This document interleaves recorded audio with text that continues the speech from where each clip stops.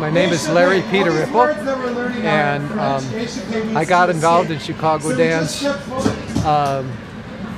1973 when I came back from California. Actually, I started to dance at the university, Illinois State University, in 1968. While I was studying there, my track coach said, I was a high jumper, my track coach said, all of the top high jumpers have studied dance, would you like to do it since you're a fine arts major? And I said, why not? And so I got the lady who enrolled me, Faith Clark, found out I was a fine arts major and put me in improvisational dance class as opposed to just ballet technique.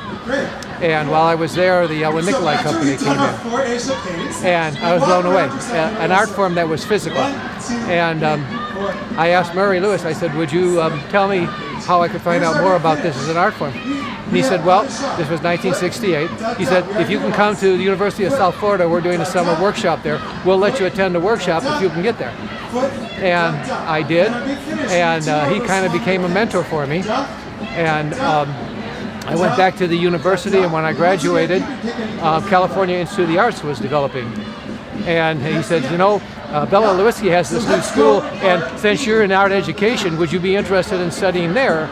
And I said, sure, I'd be interested. Well, I was fortunate that in that year, I had a choreography that was being shown at Cranard. They had just opened it up, and Bella was teaching. And so I auditioned at that showcase. And she accepted me, but I was a real raw beginner. And here I was going to the elite school of the arts. They just opened up, so I was in their initial thing. Anyway, I studied there for 3 years, and then I came back to Chicago, and that's when I got involved in Chicago dance, 1974. Pardon me? Yes, I did. I grew up on the south side, right on the Little Calumet River on 147th Street South.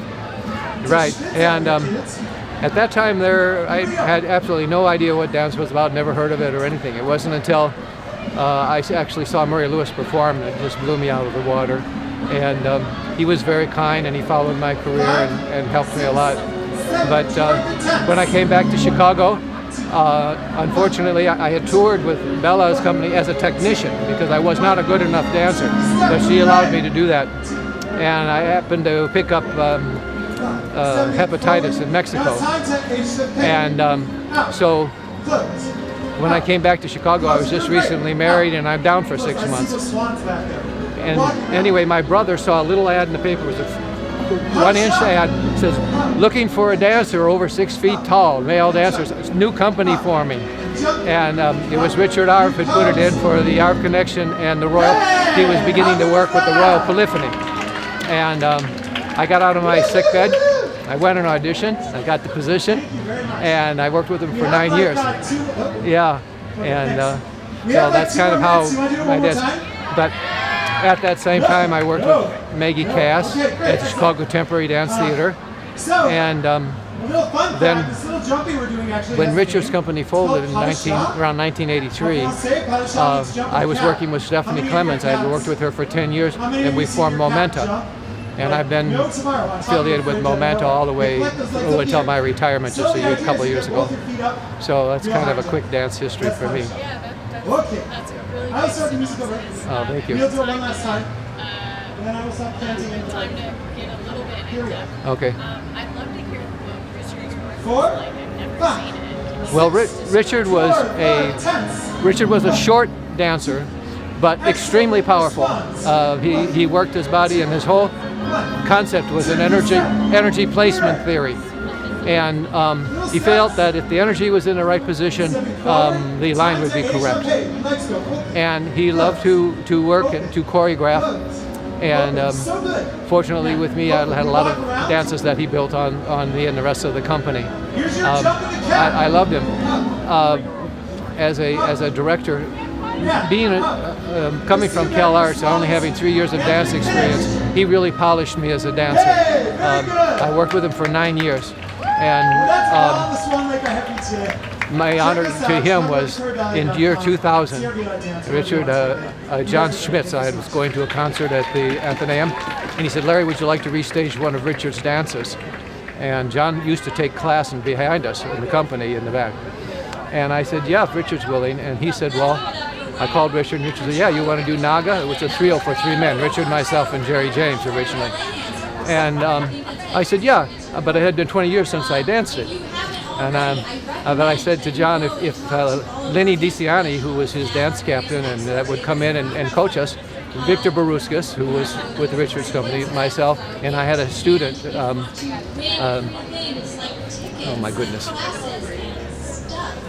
No, his name's slipping my mind, I'm embarrassed. But anyway, I had a student who took Richard's role, and we restaged it. We did it at the Athenaeum, and I performed it on my 53rd birthday. I was 53, and we got the audience standing, and the press came out and said, "It's nice to see 3 young world dancers dancing together." So that was my high point in Chicago dance with Richard's group. Of course, I have a lot of high points with Momenta, but that was different. Well, I was working with Richard and Maggie Cass with the contemporary dance team. There was a dancer, Tina Akiyama, and Ramon Gatan, by the way, is the name of that dancer I couldn't do. I wanted to get his name in there. Anyway, Tina Akiyama introduced me to Stephanie Clemens. Stephanie Clemens came to see a concert at the Body Politic Theater, which was with the Chicago Dance, and she asked me if I'd be interested in doing a little bit of work with her. Eventually, the piece I was showing was called Hog Beneath the Skin, and it had Carter Frank and those people and myself, and it's a comedy about a warthog courting a wild boar, and wears pig masks and so on and so forth. Anyway, Stephanie and I have been married in that piece for 35 years, on it for consistently. It's been a landmark for us, and she is my favorite dancer. I mean, I just love the woman as a partner in dance. But anyway, we worked together for about 10 years, and in 1983 she came into some funds from her mother had passed away, and she bought the Bishop's Quarters building in Oak Park, and we established the academy there, Momenta, and the academy preschool, and all 3 of those things I've been blessed to have a part of in there. But with Stephanie, our company has grown. We've performed internationally, and I'm sure you've interviewed her and so forth, so you know a lot of our dance history. But now Stephanie will be retiring in September. I retired 3-4 years ago, I guess. I don't even remember. I don't count them. But yeah, so that's kind of there. But Momenta and this academy, my specialty in teaching is with preschoolers. And so starting the Academy Arts preschool there was just a dream of mine that I had always had. And I have to mention this because I mentioned Cal Arts. Well, after 3 years, Bella would not give me my master's degree because I was not a master. I had done everything that was to be done, but I hadn't danced long enough to be able to perform at that level. She gave the masters to Linda Davis and to Bill DeYoung and to Kathy Morris and some truly top dancers. Iris Pell, Kathy, all became members of her company. When I retired at the academy, my son had gone back to Cal Arts and showed them my career. He brought me my master's degree. They wrote up the master's degree and they post-dated it back to 1973, and it was given to me when I retired. So that's when I finally got my master's degree. So it was a wonderful, wonderful experience, and I'm totally indebted to my son for doing that. But he said that when they went up to the president at the school at that time, he said, my experience report was one of the most complete coming from that period. And he said there's no reason why, if in a lifetime of dance, he can't get his degree. So I finally got it. Bella would be smiling in heaven, I'm sure. I'm just absolutely thrilled with it. So, yeah.